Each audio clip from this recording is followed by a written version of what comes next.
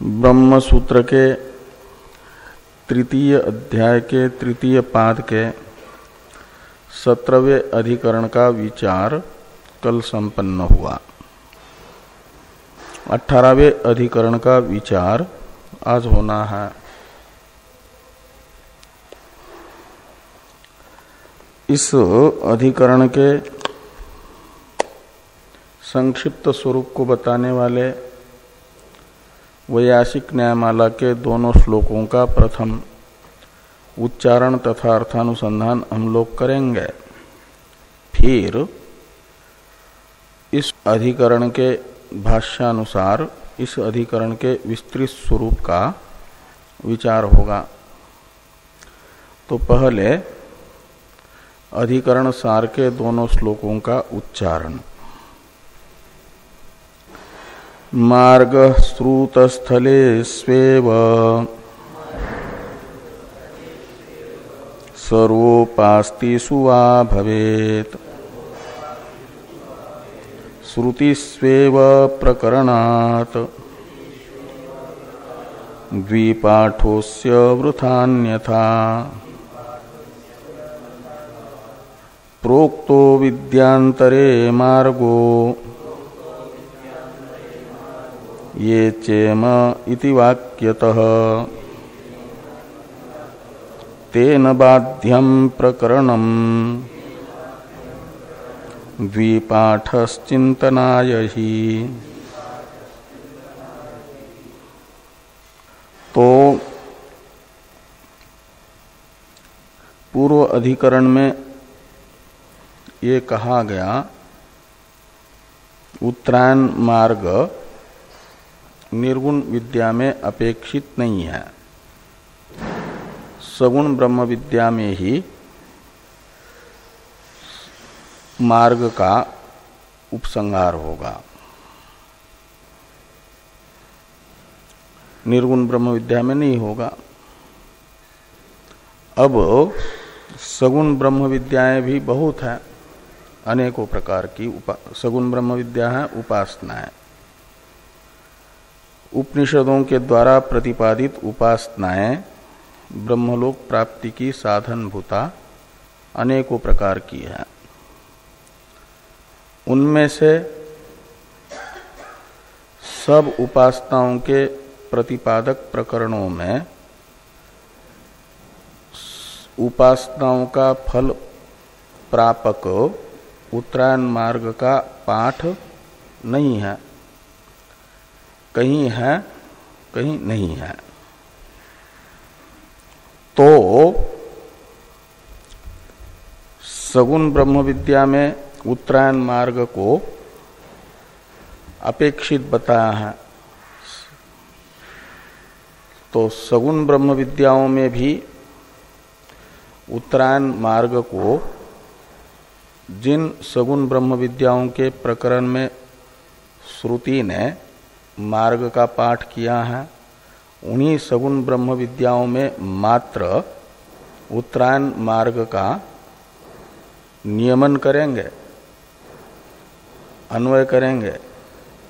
और अन्य सगुण विद्याओं में जहाँ उनके प्रकरणों में नहीं बताया है उत्तरायण मार्ग, उन विद्याओं में उन विद्याओं में उत्तरायण मार्ग का पाठ नहीं माना जाएगा। ऐसा नियम कर लें, या सामान्य रूप से जिन विद्याओं में उत्तरायण मार्ग का पाठ है उनमें भी, और जिन विद्याओं में उत्तरायण मार्ग का पाठ नहीं है वहाँ पर भी उत्तरायण मार्ग का उपसंहार, इसे कहा जाता है अनियम। और जहाँ जिन विद्याओं के प्रकरण में पाठ है उन्हीं विद्याओं में उत्तरायण मार्ग का अन्वय अन्य सगुण ब्रह्म विद्या में भी उत्तरायण मार्ग का अन्वय न करना, ये नियम हुआ। और अनियम है कि जिन विद्याओं के प्रकरण में उत्तरायण मार्ग का पाठ है उनमें भी, और जिन विद्याओं के प्रकरण में उत्तरायण मार्ग का पाठ नहीं है उनमें भी सामान्य रूप से उत्तरायण मार्ग का अन्वय, ये अनियम कहलाता है। समान रूप से अपेक्षा सभी सगुण ब्रह्म विद्या में उत्तरायण मार्ग की मानना, ये अनियम है। तो नियम माना जाए या अनियम माना जाए, ऐसा उत्तरायण मार्ग को ही सगुण ब्रह्म विद्याओं में ही उत्तरायण मार्ग के समन्वय को लेकर के संशय होता है। उस संशय को प्रथम श्लोक के पूर्वार्ध में बताया गया है, उत्तरायण मार्ग को विषय बना करके। मार्ग श्रुतस्थले स्वेव सर्वोपास्तिषु वा भवेत्। तो मार्ग शब्द से उत्तरायण मार्ग को समझना। तो ये उत्तरायण मार्ग श्रुतस्थलेषु एव, यानी जिन उपासनाओं के प्रकरण में मार्ग का पाठ है, उन्हीं उपासनाओं में उत्तरायण मार्ग का अन्वय, ऐसा नियम माना जाए। अथवा सर्वोपास्तिषु भवेत् मार्ग, तो जिन उपासनाओं में मार्ग का उपदेश नहीं है, उन उपासनाओं में भी उत्तरायण मार्ग का उपसंहार, ऐसा अनियम माना जाए, ये संशय हुआ। इस प्रकार का संशय होने पर पूर्व पक्षी अपना निर्णय बताते हैं। पूर्व पक्षियों का निर्णय होता है गलत निर्णय। तो पूर्व पक्षी कहते हैं श्रुतेषु एव, पूर्वार्ध से अनुवृत्ति स्थलेषु की और मार्ग की ले आना। तो श्रुतेषु एव स्थलेषु मार्ग उपसंहर्तव्य, ऐसा लगाना कि जिन पंचाग्नि विद्या, उपकोशल विद्यादि सगुण ब्रह्म विद्याओं के प्रकरण में उत्तरायण मार्ग का पाठ है, उन्हीं पंचाग्नि विद्या, उपकोशल विद्या, पर्यंकस्थ विद्या आदि में उत्तरायण मार्ग का पाठ समझना चाहिए। ये पूर्व पक्षी ने कहा श्रुतेषु एव, यानी श्रुत उपासना स्थल में ही उत्तरायण मार्ग का अन्वय समझना। एवकार का व्यावर्त्य है सगुण ब्रह्म विद्याओं में भी उन ब्रह्म विद्या में नहीं अन्वय होगा उत्तरायण मार्ग का, जिन ब्रह्म उपासनाओं के प्रकरण में उत्तरायण मार्ग पठित नहीं है। इस प्रकार ये श्रुतेषु एव, इस प्रतिज्ञा वाक्य का अर्थ निकलेगा। पूर्व पक्षी इसमें एक श्रुत्यादि अंगांगी भाव निर्णायक प्रमाणों में से प्रकरण नामक प्रमाण बता रहे हैं, और दूसरा लिंग भी बताते हैं ज्ञापक। तो पहले प्रकरण बताया कि प्रकरणात्, तो श्रुति, लिंग, वाक्य, प्रकरण, स्थान, समाख्या, ये जो 6 प्रमाण हैं अंगांगी भाव के ज्ञापक, उनमें से प्रकरण नामक जो चौथा प्रमाण है, उस प्रमाण के आधार पर ये निश्चित होता है कि उत्तरायण मार्ग का नियमन है, अनियम नहीं है। नहीं तो वो प्रकरण व्यर्थ हो जाएगा, अब प्रकरण में अप्रामाण्य की आपत्ति आएगी।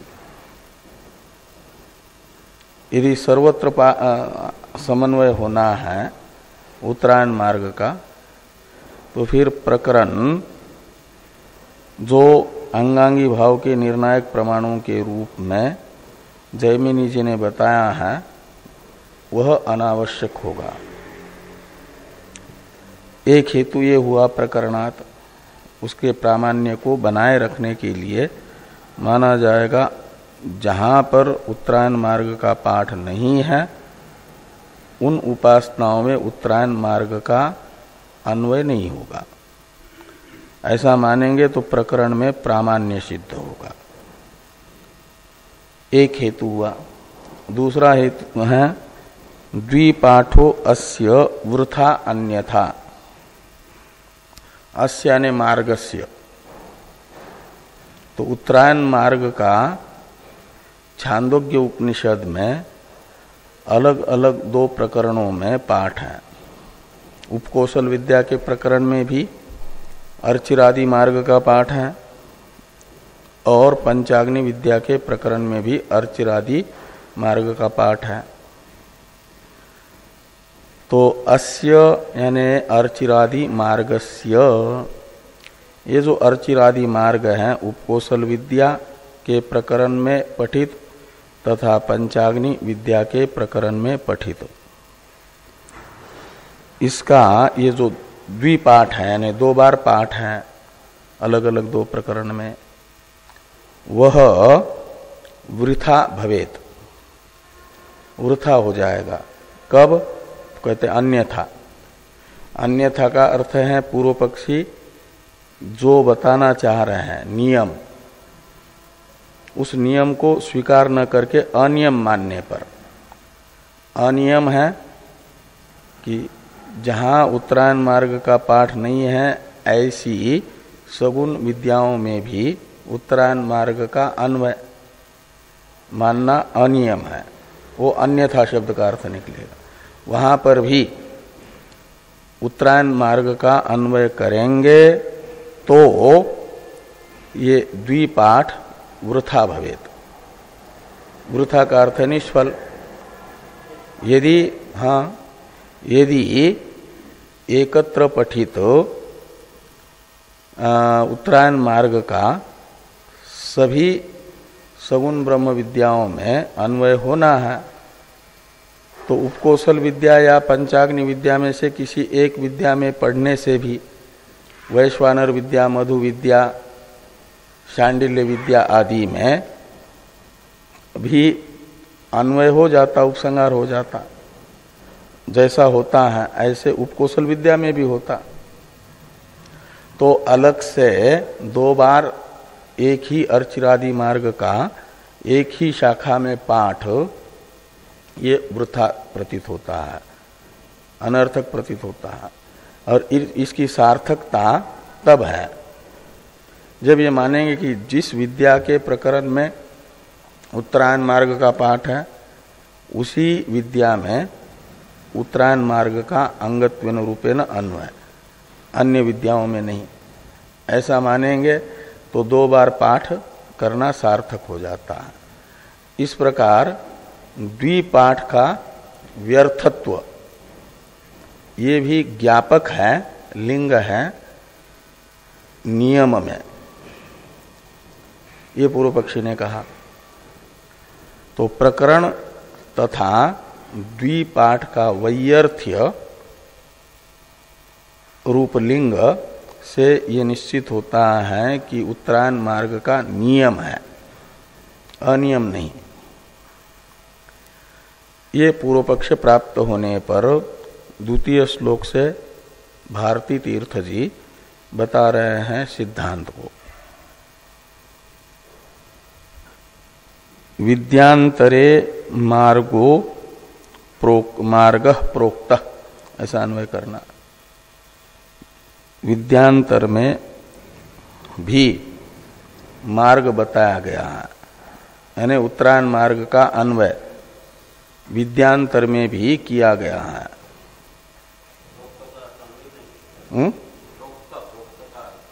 प्रोक्त कहाँ है? हाँ, प्रोक्त यानी कहा गया है। हाँ, विद्यांतर में भी कहा गया है। विद्यांतर से लेना है ये जो पंचाग्नि विद्या और शांडिल्य आपकी उपकौशल विद्या, जहाँ पर पूर्व पक्षी जिन विद्याओं के प्रकरण में उत्तरायण मार्ग का पाठ बता रहे हैं उन विद्याओं से अन्य विद्याएं, यहाँ विद्यांतर शब्द से लेना, विद्या शब्द से तो लेना उपकौशल विद्या और पंचाग्नि विद्या को, और विद्यांतर शब्द से लेना आपकी वैश्वानर विद्या, मधु विद्या, शांडिल्य विद्या आदि। उन विद्याओं में भी मार्ग का कथन होगा, पाठ होता है, अन्वय होता है, अंगत्वेन रूपेण मार्ग सार्थक है, ऐसा कहा गया है। तो कहा उन प्रकरणों में तो नहीं कहा गया, तो किसके द्वारा कहा गया है फिर? तो हाँ, तो प्रोक्त शब्द का तो अर्थ है कहा गया है, और प्र उपसर्ग जोड़ रहे हैं उक्त के साथ, प्रकृष्ट रूप से कहा गया है। तो किससे कहा गया, किसने कहा? शांडिल्य विद्या के प्रकरण में तो कोई शब्द नहीं आया, वैश्वानर विद्या के प्रकरण में तो कोई वाक्य नहीं आया ऐसा। तो किसने कहा विद्यांतर में भी उत्तरायण मार्ग को? एक प्रश्न होता है, इसका उत्तर देने के लिए लिखा ये चे में इति वाक्यतः, ये प्रोक्त का कर्ता है, वाक्यतः का अर्थ है वाक्येन, सार्वविभक्तिक तहसील है, तृतीयांत वाक्येन शब्द से तहसील प्रत्यय होकर के वाक्यतः बना है, तो इसलिए वाक्यतः शब्द का अर्थ है वाक्येन। तो वाक्येन प्रोक्त, तो कहते कौन से वाक्य ने बताया है? तो पंचाग्नि विद्या के प्रकरण में ही आया हुआ जो वाक्य शेष है, उस वाक्य शेष ने बताया है। वहां आया कि ये च य इत्थम एतत् विदु ये च इमे अरण्ये श्रद्धा तप इति उपासते ते अर्चिसम एव अभिसंभवन्ति। ये जो वाक्य है, ये इत्थम विदुहु, इससे तो पंचाग्नि उपासक जो गृहस्थ हैं उनको लिया गया, और ये चे में अरण्ये श्रद्धा तप इति उपासते, यहाँ पर ये इमे और शब्द से अरण्य में, यानी अरण्य से उपलक्षित वानप्रस्थ तथा सन्यासी और नैष्ठिक ब्रह्मचारी, उपकुर्वाण ब्रह्मचारी तो गृहस्थ शब्द से ही आ जाते हैं, उनको लिया गया। और वे श्रद्धा तप, यानी श्रद्धा तथा तप, इन उपासना उपयोगी धर्मों से युक्त होकर उपासते, तो अन्य उपासनाओं का अनुष्ठान करते, उपासते। ये इत्थम विदु, इसमें तो पंचाग्नि उपासना ली गई, तो यहाँ पर श्रद्धा तप इति उपासते, इससे लिए गए श्रद्धा तथा तप रूपी विद्या के अंगभूत धर्म से युक्त होकर के अन्य विद्याओं का, पंचाग्नि विद्या से अतिरिक्त अन्य विद्याओं का अनुष्ठान करते हैं। शांडिल्य विद्या का अनुष्ठान करते हैं, दहर विद्या का अनुष्ठान करते हैं, वैश्वानर उपासना का अनुष्ठान करते हैं, उनको ये चे में शब्द से लेना।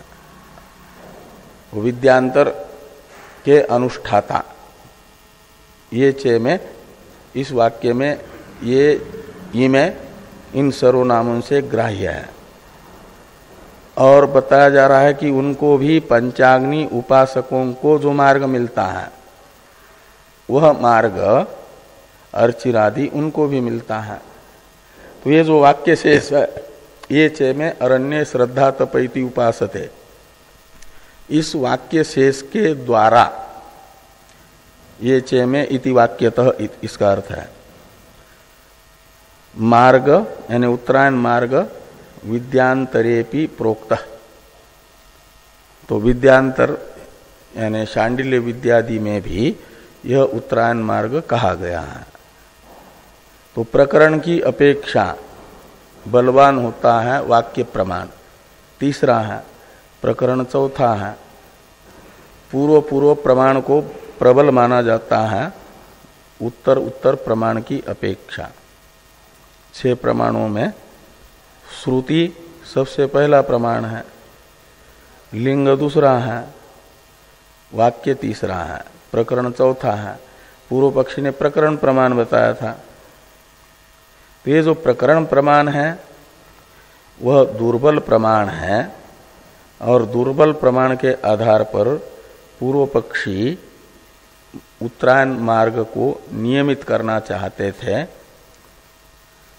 और सिद्धांती कह रहे हैं प्रकरण प्रमाण से भी बलवान जो वाक्य प्रमाण है उससे अनियम सिद्ध होगा। अनियम सिद्ध होगा का मतलब जितनी भी सगुण उपासनाएं हैं ब्रह्मलोक प्राप्ति की साधन भूता, उन सब उपासनाओं में वाक्य प्रमाण बताएगा उत्तरायण मार्ग का अन्वय। ये द्वितीय श्लोक के पूर्वार्ध में बताया गया कि ये चेमे इति वाक्यतः विद्यांतरे मार्ग प्रोक्तः। तो तेन प्रकरणम बाध्यम, यदि कहेंगे कि प्रकरण प्रमाण के आधार पर विद्या विशेष में ही उत्तरायण मार्ग का निर्धारण हो रहा है, तो तेन यानी वाक्येन, तो विद्यांतर में भी समस्त विद्याओं में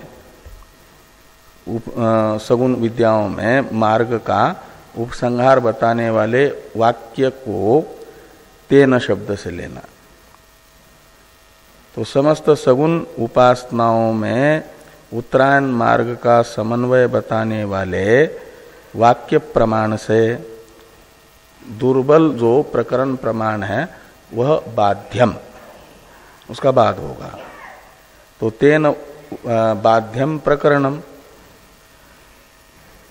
तो कहा ठीक है प्रकरण प्रमाण दुर्बल है, वाक्य प्रमाण प्रबल है, मान लिया। लेकिन वाक्य प्रमाण से भी तो बलवान लिंग प्रमाण है और हमने लिंग बताया था ज्ञापक, अन्यथा द्विपाठ वृथा भवेत। ये जो लिंग प्रमाण है वह प्रकरण प्रमाण से भी बलवान है, आपके वाक्य प्रमाण से भी बलवान है। तो प्रकरण सहकृत जो लिंग प्रमाण उससे या लिंग सहकृत जो प्रकरण प्रमाण वह वाक्य प्रमाण से प्रबल होगा।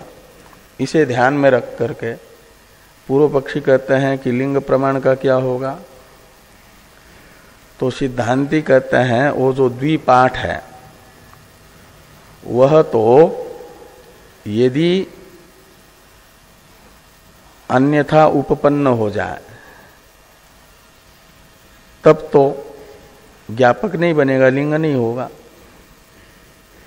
तो वह विद्या विशेष में ही उत्तरायण मार्ग का नियम होगा, इस अर्थ का ज्ञापक नहीं बनता। समस्त विद्याओं में उत्तरायण मार्ग का उपसंहार मानने पर भी उसकी सार्थकता है द्विपाठ की। यदि व्यर्थ होगा तब तो ज्ञापक बनेगा। तो कहते उसकी सार्थकता कैसे होगी, तो सार्थकता होगी कि ये जैसे उपासना के अंगत्वेन रूपेण अन्य गुणों का चिंतन होता है, ऐसे सगुण ब्रह्म विद्याओं के अंगत्वेन रूपेण उत्तरायण मार्ग का चिंतन करना आवश्यक है। इसे वो द्विपाठ बताता है। द्विपाठ का प्रयोजन है चिंतन। उपासक को उपासना के अंगत्वेन रूपेण ये भी चिंतन करना होता है कि मैं सगुण ब्रह्म विद्या का अनुष्ठान करके उत्तरायण मार्ग से इस उपासक शरीर को छोड़ करके जाऊंगा और वहां पर अपने साधनभूत सगुण ब्रह्म विद्या के फल को प्राप्त करूंगा। हाँ, तो मार्ग का चिंतन करता है वो उपासना के साथ साथ उपासना के अंगत्वेन रूपेण। इसलिए मृत्यु के समय तो ये कहा जाता ना सदा तद्भाव भाविता। मृत्यु के समय तो उपासक को किसी को भी जीवन भर जिसका चिंतन करता है वही याद आता है, जिसका संस्कार दृढ़ होता है। और उपासक तो कर्मफल विधाता परमेश्वर को मृत्यु के समय बताता है कि जब हम अब अंतिम समय आया है तो कृतम स्मर क्रतुम स्मर कृतगुम स्मर। तो ये जो है क्रतु उपासना और कृत है कर्म, हमारे चिंतन रूप उपासना और कर्म को आप याद करो और उसके अनुसार ये उनका फल देने का समय आया, इसलिए फल दो हमें। अग्नि नए सुपथा राय अस्मान, तो सुपथ वो बताता है कि मेरे साधनभूत मैंने जो जीवन भर साधना की है उस साधन का फल ब्रह्मलोक की प्राप्ति है और वह उत्तरायण मार्ग से प्राप्त होता है। इसलिए मुझे अपने किए हुए उपासना का फल भुगवाने के लिए उत्तरायण मार्ग से ले जाओ। ऐसा मृत्यु शैया पर पड़ा हुआ अंतिम श्वास गिन रहा है जो उपासक, वो कहता है। ऐसा कहना अचानक नहीं बनता कि जब विद्यालय में थे तो पढ़ करके रख लिया और जीवन भर दूसरा दूसरा चिंतन कर लिया व्यावहारिक, और अंतिम श्वास गिन रहा है उस समय भगवान को ये नहीं कह सकता कि आप मुझे उपासना का फल देने के लिए उत्तरायण मार्ग से ले जाओ। ये ऐसा संस्कार उसका जागृत ही नहीं हो सकता यदि जीवन भर चिंतन उत्तरायण मार्ग का नहीं करेगा तो। सदा तद्भाव भावित है ना। इसलिए श्रुति ये बताती हैं कि 2 बार उत्तरायण मार्ग का पाठ करके सगुण उपासक को अपने साधनभूत उपासनाओं का फल प्राप्त करने के लिए उपासनाओं के अंग के रूप में उत्तरायण मार्ग का भी साथ साथ चिंतन करना होता है। इसलिए कहते हैं द्विपाठ चिंतनाय ही, ये लिखा है ना कि द्विपाठ चिंतनाय ही। तो 2 बार जो पाठ है उत्तरायण मार्ग का वह निरर्थक नहीं है। वो बताता है कि सगुण उपासक अपने प्रधान साधन के अंगत्वेन रूपेण चिंतन कर लें आपके उत्तरायण मार्ग का भी, इसलिए वो सार्थक है। सार्थक होने से व्यर्थ होकर के, यदि व्यर्थ होता तब तो नियम किया जा सकता था, लेकिन सब उपास अनियम मानने पर भी वो सार्थक हो रहा है, उसका फल है। इस प्रकार सिद्धांत यही है कि सभी सगुण ब्रह्म उपासनाओं में मार्ग का उपसंहार होगा। मार्ग का उपसंहार होगा का मतलब मार्ग का सभी सगुण ब्रह्म विद्या के अंगत्वेन रूपेण चिंतन होगा। उत्तरायण मार्ग का उपसंहार तो इसलिए किया जा रहा है, साधन अध्याय है।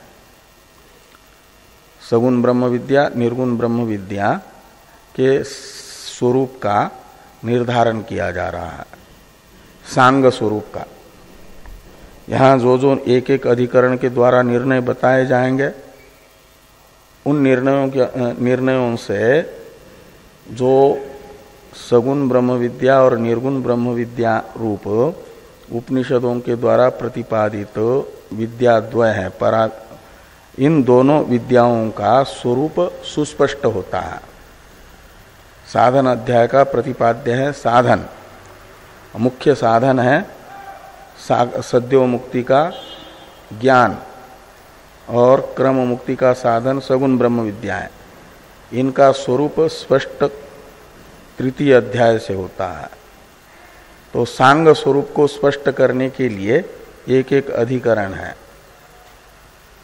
तो इसलिए इस अधिकरण का जो सिद्धांत होगा वो सगुण ब्रह्म विद्या के अंग के रूप में, चिंतनीय अंग के रूप में सभी सगुण ब्रह्म विद्याओं में अपेक्षित उत्तरायण मार्ग है, ये बता रहा है। उपासक को उपासना शुरू करते समय उत्तरायण मार्ग का भी साथ साथ चिंतन करना है। उपास्य का चिंतन तो करना ही है। ये निर्णय सिद्धांति के अनुसार होगा। अब भगवान भाष्यकार इस अधिकरण के विस्तृत स्वरूप को बता रहे हैं। तो भाष्य को देखिए। सगुणासु विद्यासु गति रर्थवती न निर्गुणायाम परमात्म विद्यायाम इति उक्तम। ये व्रत कथन है। पूर्व अधिकरण के द्वारा जो बात बताई गई उसका संक्षेप में कथन। तो पूर्व अधिकरण में यानी 17वें अधिकरण में बताया गया कि गति यानी उत्तरायण मार्ग सफल है सगुण ब्रह्म विद्याओं में।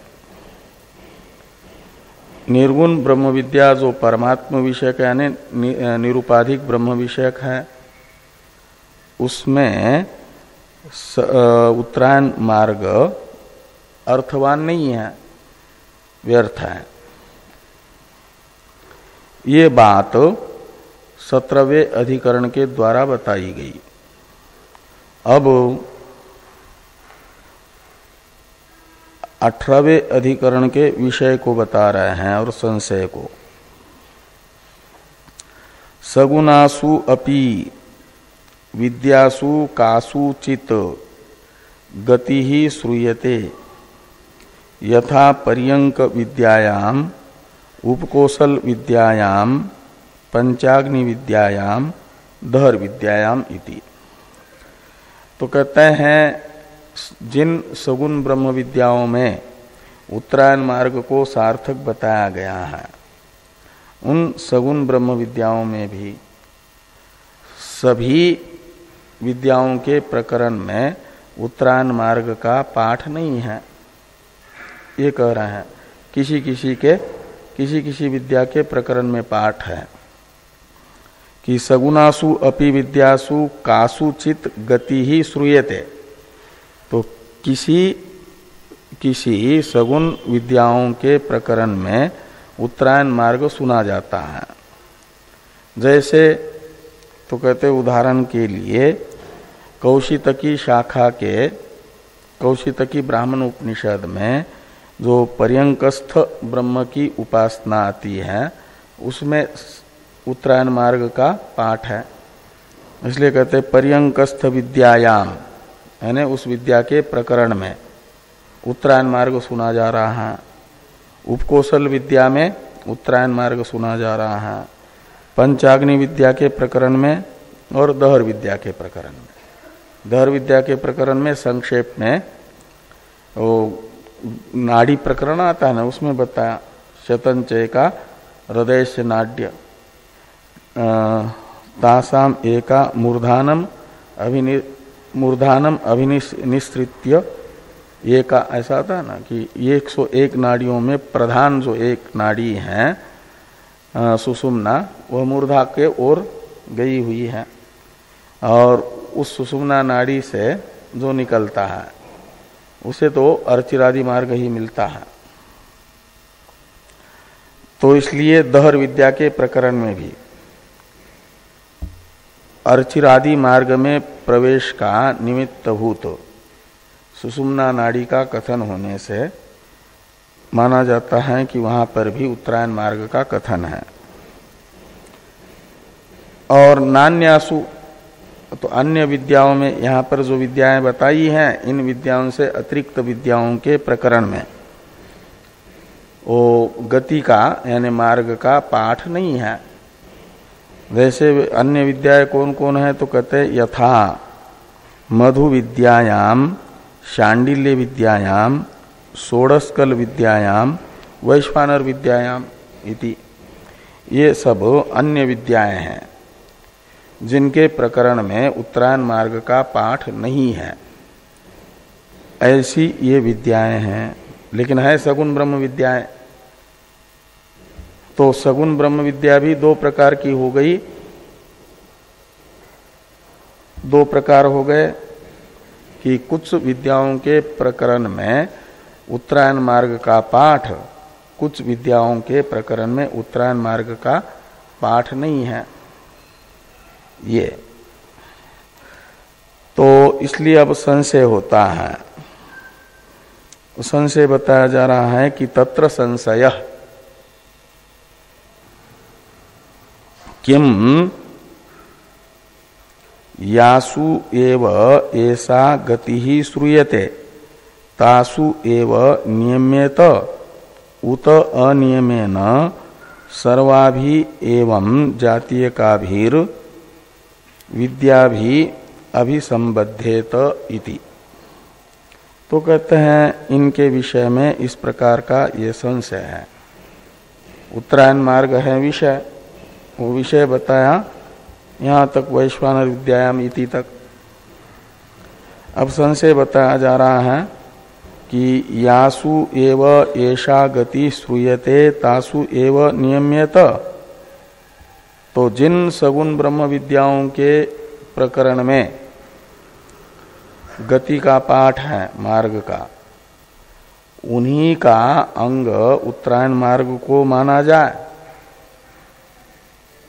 और तासु एव में एवकार व्यावर्तक है अन्य विद्याओं का, तो अन्य विद्याओं का अंग गति को न माना जाए, ये एवकार का अर्थ निकलेगा। उत यानी ये संशयांतपाती द्वितीय कोटि को बताया जा रहा है कि उत यानी अथवा अनियमेन सर्वाभि एवं जातीय का भीर विद्या भी अभिसंबद्धेत।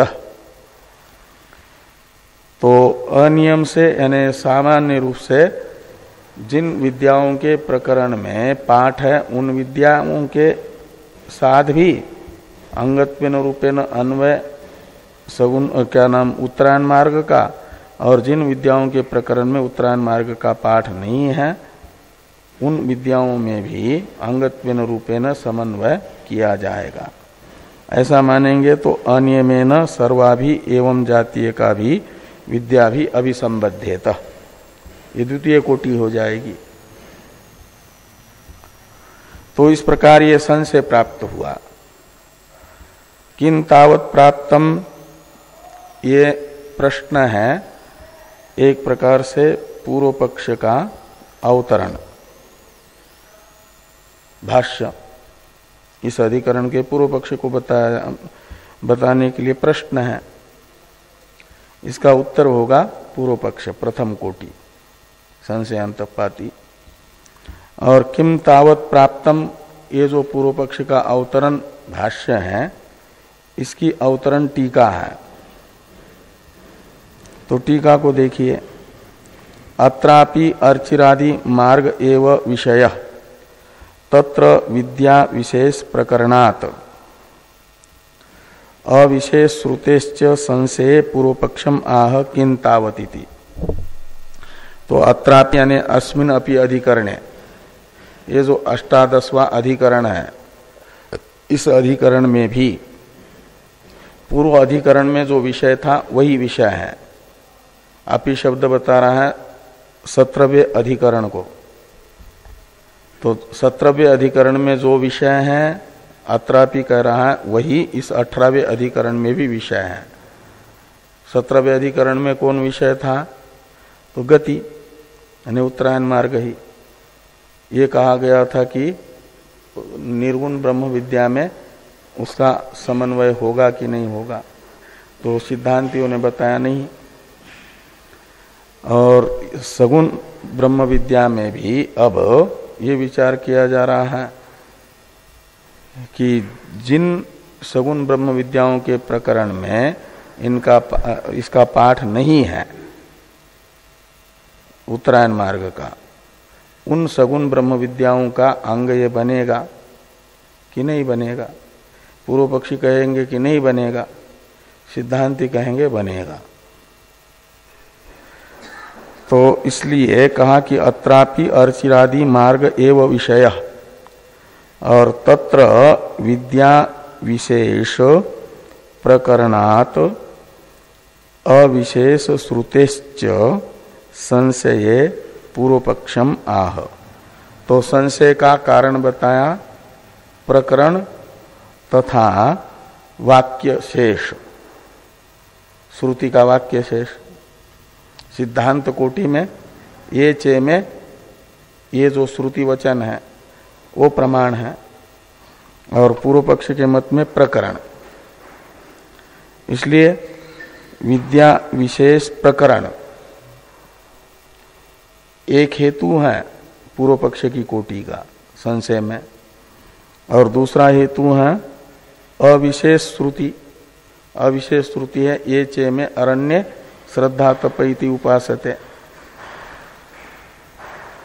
इन दो प्रकरण को लेकर, प्रकरण तथा श्रुति हेतु को लेकर के संशय होने पर पूर्व पक्षम आह, पूर्व पक्ष को बताया जा रहा है किम तावत प्राप्तम इत्यादि से। किम तावत प्राप्तम, तो पूर्व पक्षी कह रहे हैं नियम इति। तो नियम होगा, यानी सगुण ब्रह्म विद्या में सभी सगुण ब्रह्म विद्याओं का सामान्य रूप से अंग उत्तरायण मार्ग नहीं बनेगा। जिन श्रुति जिन विद्याओं के प्रकरण में उत्तरायण मार्ग को पढ़ती है, बताती है, उन्हीं विद्याओं का अंग उत्तरायण मार्ग को माना जाएगा, अन्य विद्याओं का नहीं। हाँ, उपकौशल विद्या जहाँ पर सुना जा रहा है, उपकौशल विद्या में, पंचाग्नि विद्या में, पर्यंकस्थ विद्या में, दहर विद्या में तो उपसंगार रहेगा, वो अंग होगा। बाकी विद्याओं में, मधु विद्यादि में नहीं होगा। ये पूर्व पक्ष रहेगा। पूर्व पक्ष की चर्चा हम लोग कल करेंगे। ओम पूर्णमदः पूर्णमिदम्